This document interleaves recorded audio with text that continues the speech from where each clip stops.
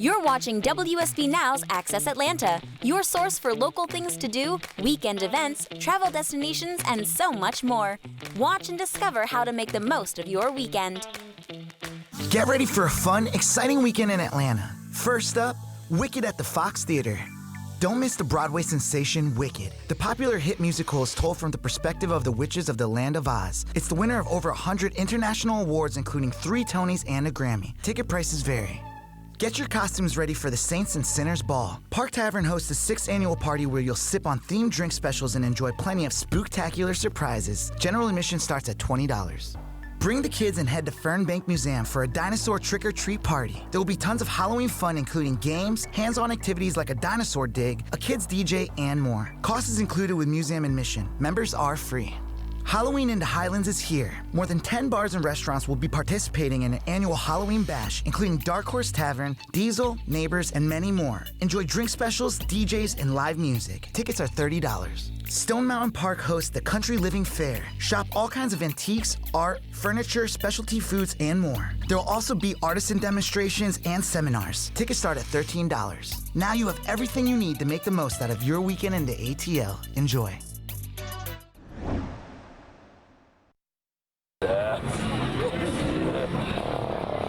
When the calendar flips to October, it's time for monsters, mayhem, and massive haunted houses in Atlanta, and no one does it quite like Netherworld. We have 2 new haunts, Night of the Gorgon and Cold Blooded. One is twisted mythology, a traditional haunted house, all kinds of crazy monstrosities, and a lot of creatures that have been turned to stone. And in Cold Blooded, there's dinosaurs, there's reptilians. It is madness of a science fiction sort. It is really cool. Netherworld returned to Stone Mountain this year.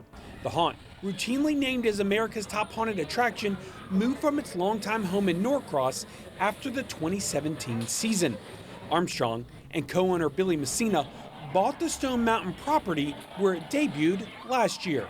This year, we thought it was going to be easier, but it was really hard because we were sinking in roots. We were adding so much stuff. We still had truckloads of things to put into the haunt, and we did. We worked on it ceaselessly. And of course, building the laser tag arena, adding an escape game, adding all this other infrastructure, we had an extremely busy year. With the additions, Netherworld is now like a miniature theme park. The operation includes 500 seasonal employees, 4,000 costumes, and several hundred high-end masks. There's the new Laser Adventure Battle Arena. It's open year-round, 4 escape games, and a midway filled with games, food trucks, a foam room, and monsters. Lots and lots of monsters. About 7 years ago, we decided to come up here and see what this had in store, and it's been a family tradition ever since. Yulberger is from Lakeland, Florida. She and her husband are in the haunt industry and make the 15-hour round-trip journey every year to check out Netherworld. I describe it sort of like Disneyland for haunters. It is a very magical place for us. Like, we see things that we want to take back and do in our own haunt. We see things that we're like, there's no way we'll ever be able to do that. We just enjoy it. And so we tell our other haunters, like, if you really want to know the best in the game, you need to come up here. Never been? If it's your first time at Netherworld, it's a crazy experience because it's scary, it's intense, but most of all, it's fun because there's so much to see and so much to do. For Access Atlanta, I'm Nelson Hicks. Hey guys, Heather Catlin here at BJ Reese Orchards in Ellijay, Georgia. Now, if you're looking for the perfect family getaway for just one day, you gotta come here. This place is so amazing, I had to bring my son with me. We arrived when the orchard opened at 9 a.m. and headed straight for the main attraction, apple picking. You can walk straight to the trees or hop on a wagon ride to get a better view, sip on some apple cider, and learn more about the property. BJ Reese started his apple orchard back in the 1960s. He planted a few apple trees around his house and people started coming in and buying those. BJ Reese is still around, but his son and daughter-in-law, John and Rachel Reese, now run the business. They have more than 150 acres with 25 different apple varieties. So when it comes to picking time, there's enough for everyone. So today they are allowing us to pick the Rome Beauties and the Golden Delicious. They said the Golden Delicious is a little bit more sweeter, so I'm excited to try this one out. How many are you gonna pick? You're gonna pick all of them. Me too. With full bags, it was back on the wagon to look at the incredible animals living on the land. If just looking at animals isn't enough, though, you can get up close and personal with them at the petting zoo. Not only do we have apple picking, we also have a petting farm. We let people come and milk the cow. You guys, this is amazing. From pigs to cows to chickens to goats. This is unreal. What noise does a cow make?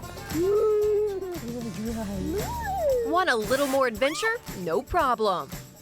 We have pony rides, we have an apple cannon, we have a giant farm slide, we have zip lines, we do wagon rides, we have a cow train ride that goes around our corn maze, we have a scavenger hunt through the corn maze, we have a jumping pillow, and we have pig races. Another favorite, giant farm slides, which are for children and of course adults too. Are we gonna go at the count of 3? Yeah. Are you gonna count? Okay. 1, 2, 3. Hungry? You can stop by the farm store to pick up BJ Reese homegrown vegetables and of course try their delicious handmade pastries. And then lots of goodies down in the shop. We have the best fried apple pies anywhere. The market and bakery are open until December 22nd, but apple season, along with the farm fun activities, only last until October 27th. For more information and prices, make sure to go to ReeseOrchards.com.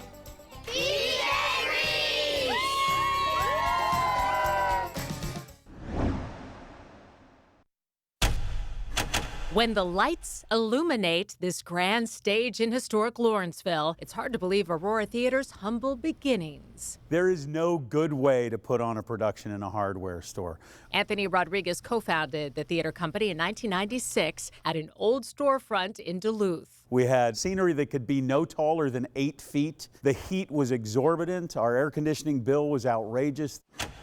Cramped conditions at the old shop brought unique challenges and some unexpected benefits. And the great thing is you form friendships. People know who they sit beside when they come to the theater. It wasn't just what was on stage that kept audiences coming back. Welcome back. Thanks for coming. It's the handshakes, the eye contact, the personal connections that make it special. Whenever we could meet people, we did. The popularity led Ann and Anthony to trade low ceilings and bad AC for the exposed brick and ornate lighting, renovating this old church into a 250-seat theater in the quiet town of Lawrenceville. There were no restaurants here when we came, but a corner diner. We're now the second largest professional theater in the state, and we're growing by leaps and bounds every day. And the theater's success helped set the stage for the city's growth. Almost $400 million of new construction at one time is happening in the city of Lawrenceville. We didn't do all of that. We helped to inspire some of it. Now, the theater is set to grow again with a $31.2 million expansion. They're going to be able to engage with art and be able to engage with each other simply in a way that we haven't been able to offer before. Creating a cultural gathering place for the community, while keeping the personal touches that made the Aurora so successful. I think you always have to remember where you came from. I think what is so incredibly humbling is to watch everybody say, we're a part of this.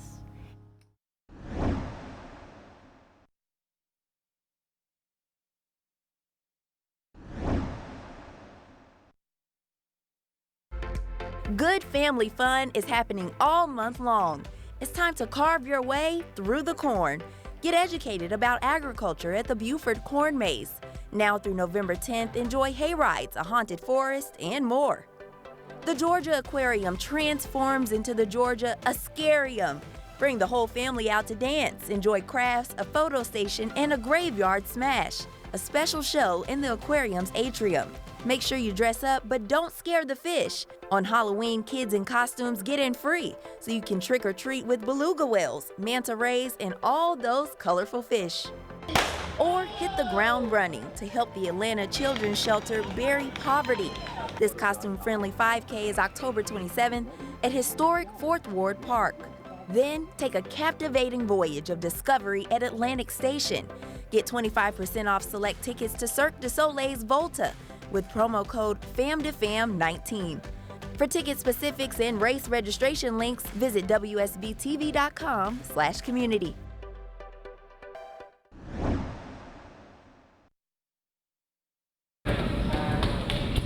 Training to become a ninja or just looking to have some fun on a night out with friends? You can do both at Nitro Zone in Norcross. We offer go-karts, high-speed go-karts. They go up to 40 miles an hour. We do the kid karting. We have bazooka ball, the first of its kind in the state of Georgia. Indoor trampoline park with the high-performance trampolines. We also offer the net structure and the American Ninja Warrior obstacle course. Can you climb the warped wall? Survive Devil's Ladder. Test your strength, endurance, balance, and fitness across 30 different obstacles on the Ninja Course, a course that was created and reimagined by a former American Ninja Warrior. The Ninja course is now top of the line, the biggest in the country. We have a 45-foot obstacle that you come and experience your grip strength for all, and it's fun for everybody. I've seen young kids in there, and we also have the ninja area for little kids, and we also have a ninja area for older kids. Once you become a ninja, head over to the trampoline park. It features 60 trampolines. Jump around or give dodgeball a go. Just a warning, those young kids can be brutal out there. They have something called bazooka ball. It's the first place in Georgia to have it. Think of it as paintball meets laser tag. It's a paintball gun that's souped up on the air compressed, the CO2 compressed gas, and the balls shoot up to 100 feet. The good news is you don't get covered in paint or welts like a round of paintball. The bad news is the kids still show no mercy. In bazooka ball, two teams battle for supremacy over several minutes, shooting the foam balls at one another, scoring points by hitting an opponent's gear. There's bowling for adults and kids alike. The same goes true for go-karts. Strap on your helmet and battle your buddies on the Nitro Speedway. Experience an adrenaline rush like no other, zipping through hairpin turns and hitting 45 miles per hour on the straightaway, all while overtaking friends turned foes on the race course who sit literally a few feet away. Nitro Zone is at the intersection of Peachtree Industrial and Jimmy Carter Boulevards. For Access Atlanta, I'm Nelson Hicks. If rugged camping and the outdoors isn't quite your vibe, glamorous camping, known as glamping, is probably right up your alley. Welcome to Shady Grove Campsite, where the Georgia Glamping Company will make all your glamping dreams come true. When you come glamp with us, you'll get a queen-size bed, which has a memory foam mattress, and it has a hotel-style bedding. And we have everything decorated, and you get a Keurig coffee maker, a mini fridge, air conditioner, and we have diffusers with essential oils and just everything to make it feel really homey. We have area rugs and lamps. We were coming back from a vacation where we stayed in a hotel that was really noisy and just not a very good experience. And so we were trying to brainstorm in our car ride ways that we could get our family out enjoying nature and just unplugged and just really focusing on spending time together. We used our road trip to plan this business, and we just really felt like North Georgia would be the perfect spot for it. We really wanted to keep the price affordable so families and friends can come out and enjoy it. It's about the price of an affordable hotel. We have a grill at the campground, but we also have an add-on to do a propane grill, and people will bring their own food and their clothes, and that's really all they need to show up with. Otherwise, everything's all ready and waiting for them. It seems like a lot of people have wanted to enjoy the outdoors but don't have the gear or just the time to do the setup, so this has been really good for them. In families, usually there's one or two people that love camping and the outdoors, and then the other people really prefer a comfortable hotel. So this has been a really great compromise for families to kind of get both of those experiences and just really getting them, some people outside their comfort zone, but still being comfortable. And our passion is just making sure we can make it easier for people to get out and enjoy the outdoors. So that's a wrap on our beautiful glamping experience. To book your glamping trip, head to gaglamping.com. For Access Atlanta, I'm Brittany Tenenbaum. Woo!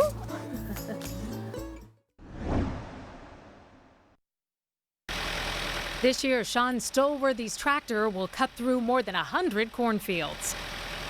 We actually travel over around to Vancouver Island, and we're clear down in Florida.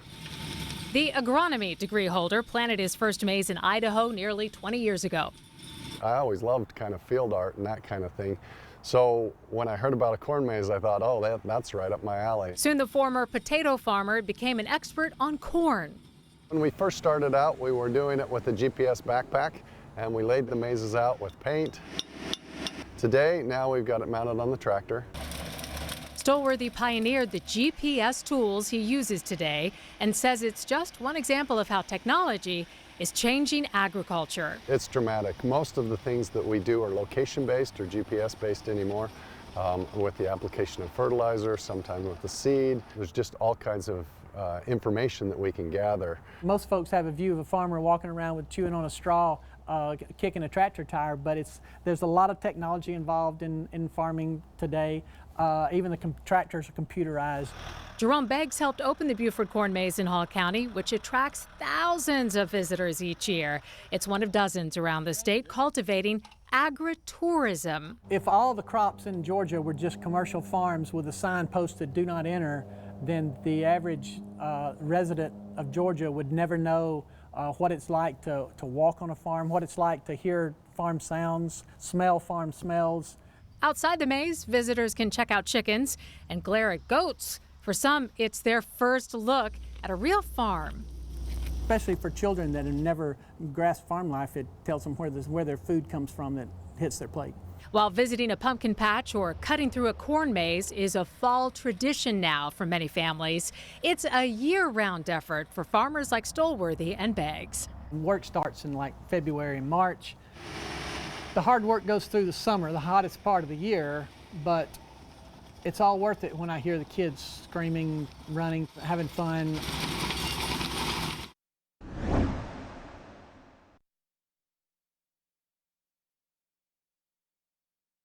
You're watching Access Atlanta on the WSB Now app, your source for local things to do. It's just kind of like a break from the real world. Being out here with all the trees and just the water, it's like a happy place. Jordan Powell has been fishing in these waters just outside of Helen since she was 2 years old. The high school sophomore isn't afraid to get her hands dirty and her feet wet. I don't think it really matters. Girls can go out and go camping or go with their dad and go fishing, and that it's not just a guy's sport, that it should be 50-50 on the water. The Chattahoochee Riverkeepers 50-50 on the Water program is hoping to get others hooked. What we're doing out here is inspiring the next generation to fly fish and really appreciate the Chattahoochee River through the lens of a fisherman. Jason Alseth says they're using mentors like Jordan to teach young women about the sport of fishing. Women are really good at fishing. The river gods are really good to girls. Washington State-based fly fisher Heather Hodson is excited for the opportunity to show local girls why it isn't just for the boys. You know, fish don't live in ugly places. So if you can show that you can get out there, you can have fun, you can be outdoors, regardless if you're male, you're female, you're 5 years old or you're 75 years old, it doesn't matter. From tying knots to checking water temperatures and finding bugs, she's showing how even the smallest creatures are impacted by our actions. All about just getting people excited about being outside and then conserving the areas that we have. Jimmy Harris has owned a fishing shop outside of Helen for nearly 20 years. He's seen how the water quality here affects us all personally. It's important to me that it's clean when it gets to Roswell because my family lives there. Well, if we don't clean and care about it now, it's only going to get worse, and eventually it won't be fixable. While Jordan sets an example for these young women today. So we're trying to hit right in front of them and then let the current take the fly right to the fish. Jason is making memories for tomorrow. Not only am I the Chattahoochee Riverkeeper, but I'm also a dad to 2 wonderful kids. And to get my daughter out here to learn how to fly fish and really get out here and understand how awesome it really is really a great thing to watch. Those are real knights, and yes, those are even real weapons. I'm Brittany Tenenbaum with Access Atlanta here at Medieval Times, giving you a behind-the-scenes tour of their fun, action-packed experience. Let the games begin. Welcome to Medieval Times Dinner and Tournament, where you can experience sword-fighting knights, horses, jousting, and more. The massive Atlanta Castle, which opened back in 2006, immediately takes you back in time. I'm Jason Jones. I'm the head knight, which means I'm the head trainer of all our knights and squires here at our Medieval Times of Atlanta location. For training as a knight, everyone begins as a squire. You come in, you have to work in the stables, you have to learn all our horses. We do have 23 horses here. If you have, the physical capability, the drive, the passion to want to move to the next level, that's where we kind of evaluate you. Between the choreography and just learn how to ride a horse, you're talking like 500 hours of training alone before we put you in front of a live crowd. To get the full experience of Medieval Times, we take you back to the 11th century. You're gonna enter into our arena. You're gonna be in a section. You see we have the yellow knight, the red knight, the black and white knight, and you're basically gonna cheer on your knight to victory. We're also jousting and fighting in the show. We run full speed at each other on our horses and joust each other. This year, the new show is led by Queen Dona Marie Isabella.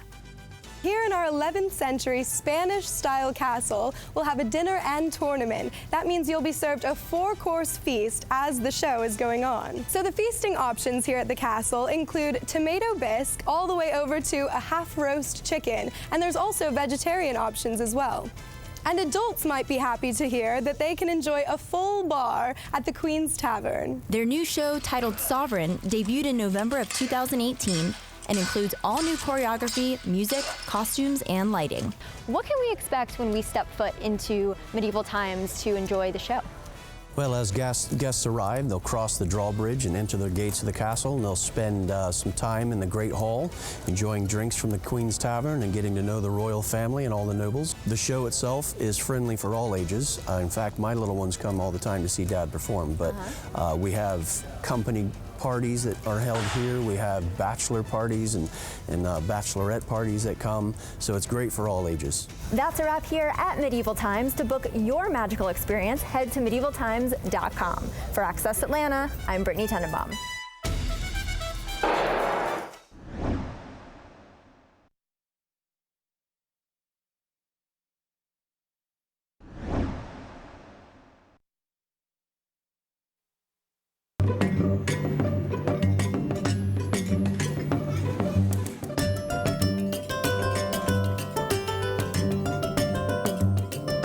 HartsfieldJackson Airport is the world's busiest airport. The staff here does their best to get them to their next destination as quickly as possible, but that doesn't always happen.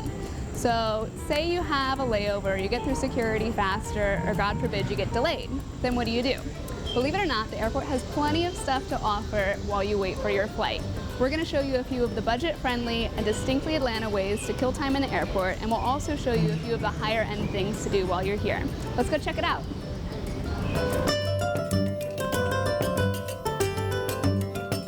So we're in the airport's transportation mall right now with the art program manager, David Vogt. So tell me just a little bit about the exhibit we're currently in, Zimbabwe, A Tradition in Stone. Well, this collection, Zimbabwe, A Tradition in Stone, comprises 20 large-scale stone sculptures by 12 different first and second generation sculptors. So this sculpture movement started in like the 1950s.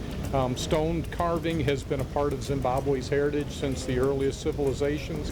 So this is the first project that we envisioned for the transportation mall, followed between A and B by this incredible, our most successful and newest public art installation called Flight Pass, which is an atmospheric walk through a Georgia forest, followed by kind of a walking museum experience of Atlanta's history called A Walk Through Atlanta History. And then one of my favorites is our World War II exhibit that was put in a couple months ago. It's just an incredible exhibit that was in partnership with the Dixie Wings organization, and it's got never before exhibited items of Tuskegee Airmen, and so it's a pretty historic exhibit and just filled with incredible text as well as artifacts. So we recommend an alternative to taking the train is to walk the corridors, because some of our most amazing public art installations are found here in these connecting corridors. Cool. So it's the perfect time to kind of stretch your legs between flights. That's exactly right. So we're in the international terminal now, and there's a ton of stuff to do here with a few dining options as well, and we are with the director of concessions for the airport. Tell me what there is to do in this terminal, and then what are your favorite spots? Where would you go and eat in the airport? Well, because I'm the director of concessions, I eat every everywhere. Spot. But it depends on what you're really in the mood for. We have fast food. food. We have fine dining. You know, Echo is upstairs. That is a very nice restaurant. So if you're here for a little bit longer and you have some time, what is a very distinctly Atlanta spot that you'll want to see while you're here to eat? Well, the Varsity. You know, that's been here, what, 80 years or so? That's been here a long time, so that is strictly Atlanta. Hey, good question. So we've been shooting all day and I'm hungry. And a burger sounds pretty good.